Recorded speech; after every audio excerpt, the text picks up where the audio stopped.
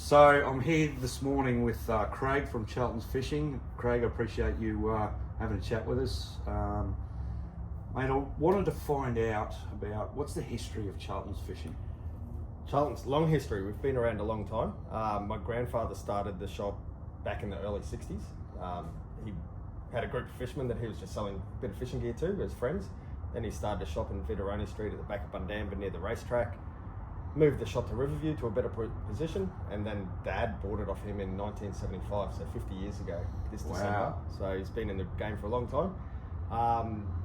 Moved a couple of different locations, Red Bank, Riverview, back to Red Bank here in its current location where we've been here for about 40 years.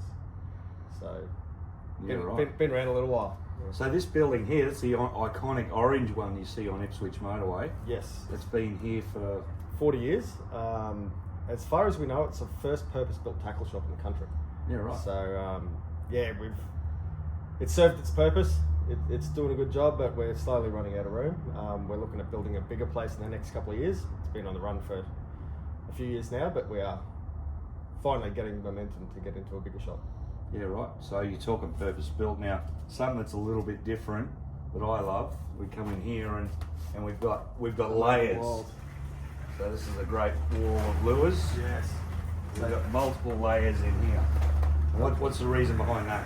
We ran out of room a long time ago. So Yeah. to get some more wall space, we had a tree. One of our last employees did a trip to Japan, came up with this idea. We stole the idea. Japanese do it on a smaller level. It's come in really handy. We've got about 16 linear meters more. So we've got 3 layers of walls. Works really well until you get busy and 20 people. Product-wise, massive changes. The materials that fishing rods and reels are made out of is a big change. Lightweight, stronger. Lines going from mono lines to braided lines. You can feel more through the line. Makes a massive difference. And the quality of plastics, steels, lightweight materials for hooks. Electronics, electric motors are a big game changer. Live scope systems for your sounders.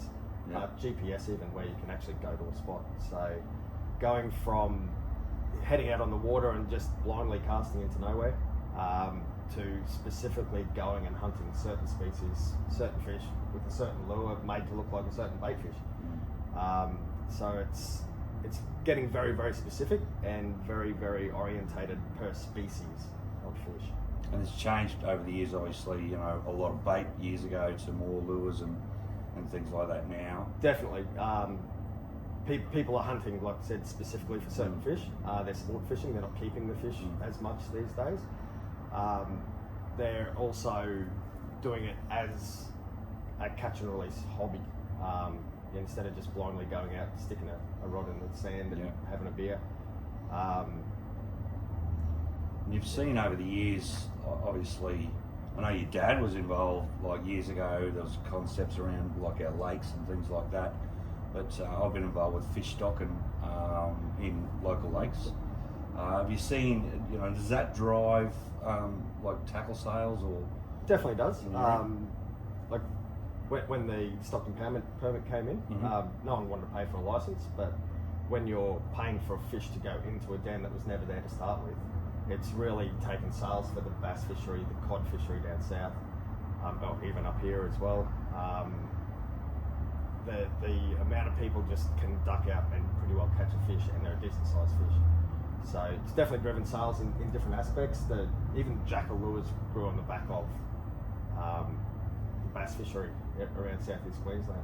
So it's become a mainstream thing, bringing bigger, higher quality Japanese lures designed for specific fish into the industry. Yeah, and I've seen that too. Like, you know, you can't. I find that lures, there wasn't much new happening, and then all of a sudden this jackal thing came along, and it just exploded. You know, I was fishing tournaments then, and people used to, you know, struggle paying $15, $16 for a lure, and all of a sudden went to 35, and that changed everything. Definitely in the lure game. We had a massive range of jackal lures when they first came in. I think it was 5 colours of one type, and we were too scared to put them on the wall in case someone stole them. But totally changed the lure industry in Australia. It's bought different Japanese stuff, but it's bought the quality of Australian lures leaps and bounds. Fought them along on Yeah. the ride. So what was the first one? TN60? TN60. Yeah. Lake Police TN60 Yeah. it was. I think we might have even been the first ones to stock them off Harry when he first got them. First ones to take them out of the glass showcase, put them on the wall and take the risk that no one did steal them. So Australian lure makers, you know, you've had plenty of them. I can see some in the store here today. I guess that would be a goal for some of the lure makers to get into the retail environment. Definitely, and there's a big following, obviously, with the lure show. There's a massive following of Australian lures.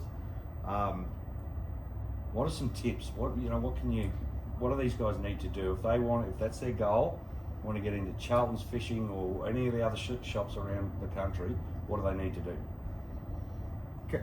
Their lure is number one, obviously. Has to have a really nice finish and look good. Obviously, if you're selling them now, they're going to work and they're going to go well. Packaging, really nice, neat, clean packaging. Not too big, so you can actually fit stuff on the wall. Safety, so hook guards or anything over the spike of the hook, because you have kids around shops and people hooking themselves. Also, basically be tax ready, where going into a shop we have to pay GST and all that type of stuff, so either register for an ABN or register for tax, whichever way it has to happen, so you can give an invoice, we can actually stock them, put them on the shelf. Barcodes, if you can do barcodes, most shops can print their own anyway. It's just a handy thing to have, but being a smaller operator, if you're just starting, you definitely don't have to have them. But it's basically just coming up with a nice, neat, good packaging, really nice finish on the lure. So Craig, now personal stuff. What's your most memorable catch? One that I'm pretty proud of, a 58 centimetre bass sight fishing out Mount Crosby Weir. I got that on a little purple Peter Newell lure back in the day when we used to fish them, not just collect them. So it was pretty exciting, hanging out of a tree on a 2 kilo rod. I think it was even mono fishing line. It was a little while ago. But a 58 centimetre river caught bass would be the one. Yeah, right. That's pretty impressive. Yeah. And favourite colour when we're talking that lure, that catch, it was a dark purple, no other colour on it, not even a bit of black. Would have had eyes, I think. Then, yeah, it's more favourite colour, depends on specific fish that I'm going for as well. So in that case, it was purple. If I'm going tuna fishing in the bay, it's probably a pink soft plastic. Tailor fishing, like a greeny blue and silver stickbait. So it changes with whatever species we're chasing. Do you get trends in the shop? Oh, definitely. Yeah? Yeah. Colour-wise? Yeah. Definitely. For about 2 days at a time, but then every single person comes in with a different colour that's their favourite as well. But you can definitely, with social media these days, trends are, it'll be a golden black for a week or two, then it's the pink eye squirrel. So it definitely chops and changes really quickly, but there is definitely trends and followers. And does colour matter? Definitely. Colours, shading, UV, contrast, it all comes into its own. But yeah, colour definitely does matter. All right, well, I've got to say thanks for letting me come into your shop this morning. No worries at all.